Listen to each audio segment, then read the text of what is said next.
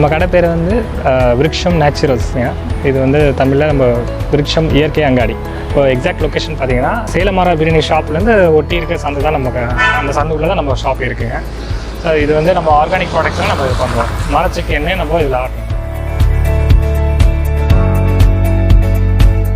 So இந்த விருக்ஷம் இயற்கை அங்காடி எதுக்காக நாங்கள் வந்து நம்ம இந்த கடை நம்ம திறந்துருக்கோம் அப்படின்னு பார்த்தீங்கன்னா, அது வந்து நம்ம சுற்றி இருக்க மக்களுக்கும் நம்ம நல்ல தரமான பொருட்கள் கொடுக்கணும் அப்படின்ற ஒரே நோக்கத்துக்காக தான் நம்ம இந்த கடை மெயினாக நம்ம இதை திறந்துருக்கோம்.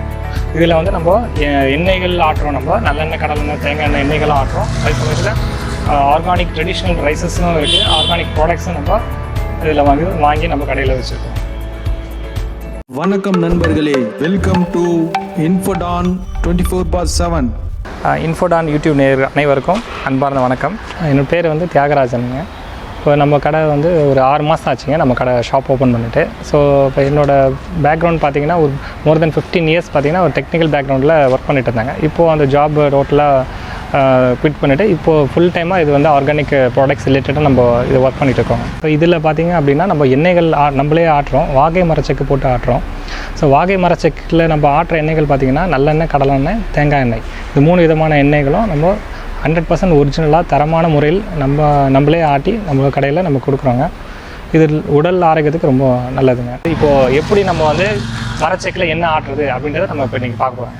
வாங்க, இதுதான் நம்மளோட இயற்கை அங்காடி ஷாப்புங்க. நம்ம இந்த ஷாப்பை வந்து நம்ம பார்க்கலாம். அதுக்கு முன்னாடி நம்ம வந்து எப்படி எண்ணெய் ஆட்டுறது அப்படின்றத நம்ம இன்றைக்கி பார்க்க போகிறோம். வாங்க போகலாம்.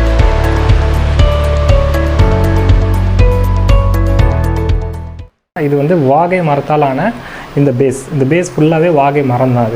அதேமாதிரி மேலே இருக்க போர்ஷன் பார்த்திங்கன்னா இது வாகை மரம் தான். ஸோ கம்ப்ளீட்டாக ரெண்டுமே வந்து வாகை மரத்தால் ஆனதுனால இது வந்து மரச்செக்கு அப்படின்னு நம்ம சொல்கிறோம். ஸோ இதில் என்ன நடக்குது அப்படின்னா கோல்ட் ப்ரெஸ்ஸிங் நடக்குது.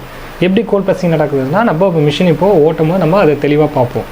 ஸோ அந்த உரலுக்கும் உலைக்கும் இடையில வந்து அந்த நம்ம போடுற பொருட்கள், எள்ளு போடுறோமோ, கடலை போடுறோமோ, கொப்பரை போடுறோமோ, அது போடும்போது ரெண்டுக்கு இடையில அழுத்தம் கொடுக்குது. ஸோ அந்த அழுத்தம் கொடுக்குறது வந்து உஷ்ணம் வந்து அதிகமாக ஏற்படாது. ஸோ அதனால தான் அதை வந்து நம்ம கோல்டு ப்ரெஸ் அப்படின்றத நம்ம பார்க்குறோம். ஸோ எப்படி அதை ரன் பண்ணுறது, எப்படி ஓட்டுறது அப்படின்றது என்டையர் வீடியோ நம்ம டீட்டெயில்ஸ் இப்போ நம்ம பார்க்கலாம். இப்போ எள்ளை வந்து நம்ம எடுத்துருக்க எள்ளு பார்த்திங்கன்னா செந்தூர எள்ளு.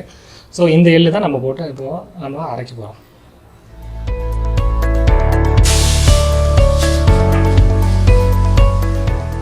நம்ம வந்து செந்தூர எள் பார்த்திங்கன்னா 15 கிலோ எடுத்துருக்கோம். நம்ம மிஷின் வந்து 20 கிலோ கெப்பாசிட்டி இருக்க மிஷினுக்கு நம்ம 15 கிலோ எடுத்து நம்ம இப்போ ஆட்டி நம்ம பார்க்கலாம். இப்போ நம்ம வந்து அதே மாதிரி வெல்லம் போட்டு இன்றைக்கி நம்ம ஆட்ட போகிறோம். ஸோ வெல்லம் எவ்வளோ அளவு எடுக்கணும் அப்படின்னு பார்த்தீங்கன்னா, ஒரு 10 கிலோக்கு 1 கிலோ அப்படின்ற அளவு நம்ம ரேஷியோவில் எடுத்துக்கலாம். இப்போ நம்ம 15 கிலோக்கு ஒரு 1.5 கிலோ அளவுக்கு நம்ம எடுத்துருக்கோம். இது வந்து நாட்டு வெல்லம்.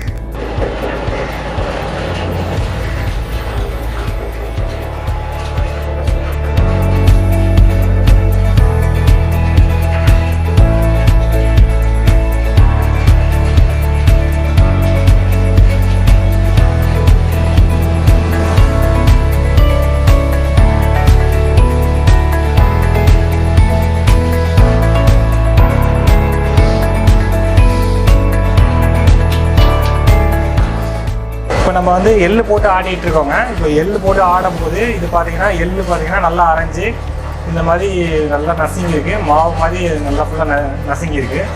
ஸோ இந்த மாதிரி பார்த்தீங்கன்னா சுற்றி இந்த மாதிரி வால் ஃபார்மேஷன் ஆகிருக்குது. ஸோ இப்போ இந்த மாதிரி ஒரு 10 நிமிஷம் ஆகிருக்கு மிஷின் இப்போ போட்டு.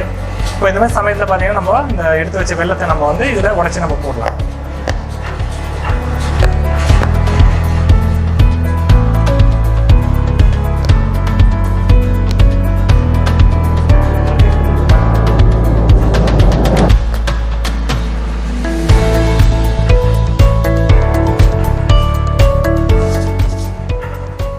வெல்லம் கருப்பட்டி நம்ம எதுக்கு போடுறோம் அப்படின்னா, நம்ம வந்து எண்ணெய் வந்து அந்த எள்லேருந்து தனியாக பிரிஞ்சு வர்றதுக்காக நம்ம வெல்லம் இல்லைன்னா கருப்பட்டி ஆட் பண்ணுறோம்.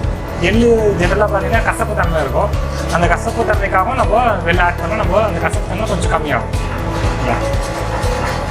வெல்லம் போட்டிருக்கோம். இப்போ அடுத்தது வந்து நம்ம தண்ணி தெளிக்கணும். இப்போ தண்ணி வந்து நம்ம எள்ளு அரைக்கும் போது, கடலை அரைக்கும் போது தண்ணி தெளிக்கணும். கொப்பரை அரைக்கும் போது தண்ணி தெளிக்கக்கூடாது. அதில் தண்ணி தெளிச்சிங்கன்னா உங்களுக்கு எண்ணெய் பிரிஞ்சு வராது. ஸோ அது இப்போ வந்து எப்படி நம்ம தண்ணி தெளிக்கிறது, எப்படி எவ்வளோ தண்ணி யூஸ் பண்ணுறோம் அப்படின்றத நம்ம இப்போ பார்க்குறோம்.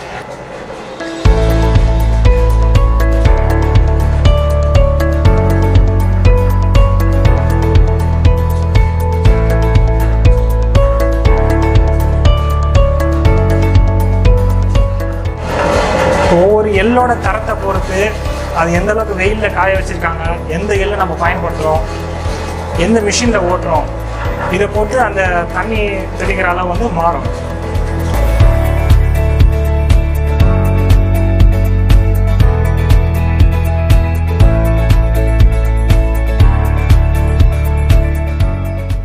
இப்போ நம்ம தண்ணி நம்ம யூஸ் பண்ணுறது பார்த்திங்கன்னா ஒரு 1 லிட்டர் நம்ம யூஸ் பண்ணியிருக்கோம். இது வந்து 15 kgs எள்ளு நம்ம போட்டதுக்கு 1.5 கிலோ வெல்லமும் 1 லிட்டர் தண்ணி யூஸ் பண்ணியிருக்கோம். ஸோ தண்ணியோட அளவு நம்ம தேவைக்கேற்றாப்புல நம்ம குறைச்சலாக கூட நம்ம பயன்படுத்திக்கலாம். தண்ணியை வந்து அதிகமாக பயன்படுத்தும் போது நம்ம வந்து ஃபைனலாக எடுக்கிற அந்த புண்ணாக்கு பார்த்திங்கன்னா உங்களுக்கு அது ஈரப்பதம் இருக்கனால அது சீக்கிரமாக பூசான பிடிச்சிடும். ஸோ அதனால் முடிஞ்ச அளவுக்கு தண்ணியை நம்ம கம்மியாக பயன்படுத்தி என்ன வருதா அப்படின்னு பார்த்து நம்ம அளவு திட்டமாக நம்ம பயன்படுத்தணும்.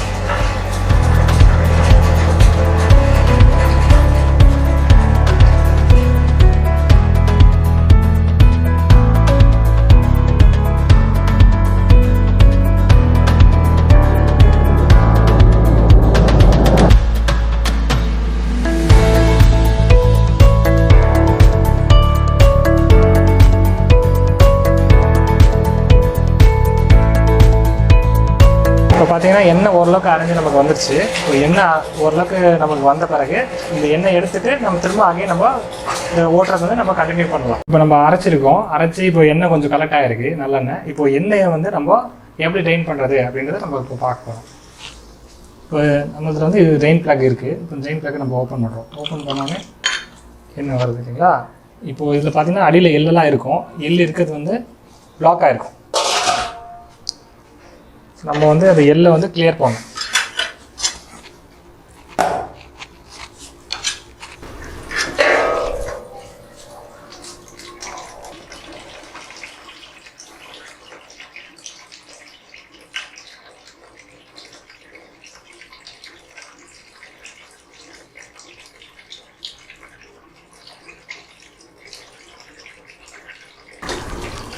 இப்போ நம்ம வந்து ப்ளக் போட்டு லாக் பண்ணிடுறோம். நம்ம அகைன் நம்ம ரன் பண்ணணும்.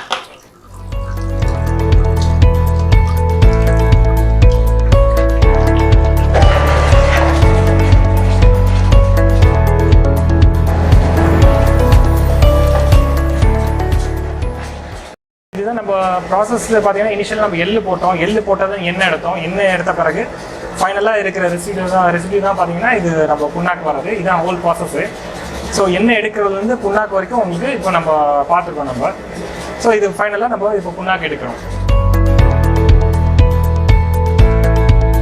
இப்போ நம்ம வந்து எண்ணெய் ஃபுல்லாக நம்ம ஆட்டிட்டோம். இப்போ நம்ம ஆட்டினது பார்த்தீங்கன்னா நல்லெண்ணெய் ஆட்டியிருக்கோம், எள்ளு போட்டு ஆட்டியிருக்கோம். ஸோ அதில் எவ்வளோ வெல்லம் போடுறது, எவ்வளோ தண்ணி ஊற்றுறது, எப்படி அரைக்கிறது எல்லாமே நம்ம பார்த்தோம். இப்போது எள்ளுலேருந்து ஃபைனலாக நம்ம கிடைக்கிறது பார்த்திங்கன்னா எண்ணெய் கிடைக்குது. அது கூட வந்து புண்ணாக்கு கிடைக்கும். புண்ணாக்கு எப்படி எடுக்கிறதையும் நம்ம பார்த்தோம். புண்ணாக்கு எடுத்து நம்ம தனியாக வச்சுட்டோம். புண்ணாக்கு தனியாக நம்ம சின்ன பிச்சு போட்டு காய போட்டோம்னா அது ஈஸியாக நம்ம அது யூஸ் பண்ணுற யூஸருக்கு நம்ம கன்வீனியண்ட்டாக இருக்கும். ஸோ அந்த மாதிரி சின்னதாக நம்ம இது மாதிரி பிச்சு போட்டணும் புண்ணாக்கை. இதுக்கப்புறம் நம்ம உள்ளே வந்து கம்ப்ளீட்டாக எல்லா புண்ணாக்கு எடுத்தாச்சு. உள்ளே வந்து எம்டி பேரலாக தான் இருக்குது. ஸோ இதில் பார்த்திங்கன்னா இது இப்போது ஃபுல்லாக எம்டி ஆகிடுச்சு. இருக்கிறது எல்லாமே நம்ம எல்லாம் கம்ப்ளீட்டாக எடுத்தாச்சு. ஸோ எண்ணெயும் நம்ம கம்ப்ளீட்டாக ட்ரெயின் பண்ணி எடுத்துட்டோம். ஸோ இது எண்ணெய் ட்ரெயின் பண்ண பிறகு இது எண்ணெய் கலெக்ட் ஆகிருக்கு. ஸோ இதுதான் ஃபைனல் நமக்கு அவுட்புட் ப்ராடக்ட்டு. இதை நம்ம எடுத்துகிட்டு போயிட்டு நம்ம வெயிலில் வச்சோம்னா அது திரும்ப அகைன் நம்ம யூஸ் பண்ணுறதுக்கு நம்ம கன்வீனியண்ட்டாக இருக்கும்.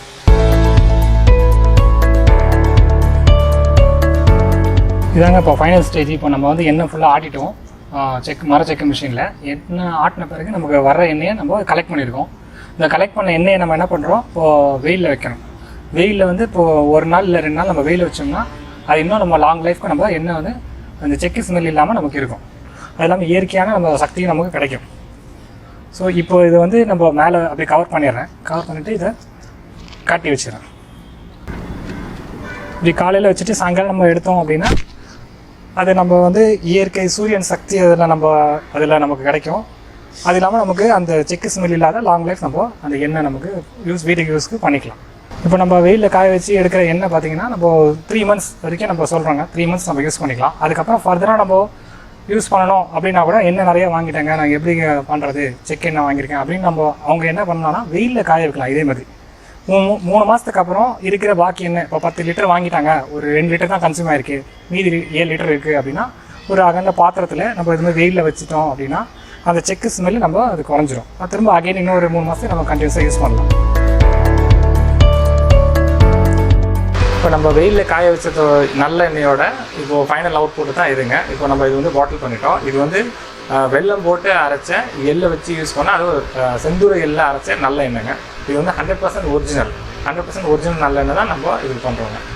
எள்ளு எண்ணெய் எப்படி அரைக்கிறதுன்னு நம்ம டீட்டெயிலாக நம்ம பார்த்தோம். வெயிலில் காய வச்சு ஃபைனல் ப்ராடக்ட் எடுத்து பார்த்தோம். அதே மாதிரி கடலை வச்சு நம்ம யூஸ் பண்ணி அரைக்கும் போது கடலை எண்ணெய் நமக்கு கிடைக்குது. ஸோ கடலை எண்ணெய் பொறுத்தளவுக்கு நம்ம வந்து வெல்லம் கருப்பட்டி அதெல்லாம் இது போட வேண்டாம். வெறும் தண்ணி மட்டும் நம்ம தெளிச்சு விட்டிங்கன்னா போதும். நம்ம வெயிலில் காய வைக்கணும். வெயிலில் காய வச்சுட்டு திரும்ப ஒரு ட்ரம்மில் ஒரு 2 நாள் வச்சுட்டிங்கன்னா அதுவும் தெளிவாயிடும். தெளிவான பிறகு அதை நம்ம பாட்டில் பண்ணி எடுத்துகிட்டு தான் இந்த கடலை எண்ணெய். இதுவும் 100% ஒரிஜினல் கடலை எண்ணெய். இப்போ அடுத்தது பார்த்திங்கன்னா தேங்காய் எண்ணெய்ங்க. இப்போ தேங்காய் எண்ணெய் வந்து எப்படி நம்ம பண்ணுறோம் அப்படின்னு பார்த்தீங்கன்னா, நம்ம தரமான கொப்பரையை நம்ம தேர்ந்தெடுத்து அதை வந்து நம்ம மரச்செக்கில் ஆட்டிட்டு அதில் வந்து வெறும் கொப்பரை மட்டும் தான் நம்ம போடணும். போட்டு ஆட்டிட்டு வர தேங்காய் எண்ணெயை நம்ம எப்பயும் இந்த மற்ற எண்ணெயை பண்ணுற மாதிரி இதையும் வெயிலில் நம்ம காய வைக்கணுங்க. வெயிலில் காய வச்சு ஒரு 2 நாள் வெயிலில் வச்சு எடுத்துகிட்டு அதுக்கப்புறம் ட்ரம்மில் மாற்றிட்டோம்னா தெளிவாயிடும். ஸோ தெளிவான பிறகு அந்த எண்ணெயை திரும்ப நம்ம வந்து நம்ம சேலுக்கு வச்சுக்கோங்க. இதை பாட்டில் பண்ணி நம்ம வச்சுக்கோங்க.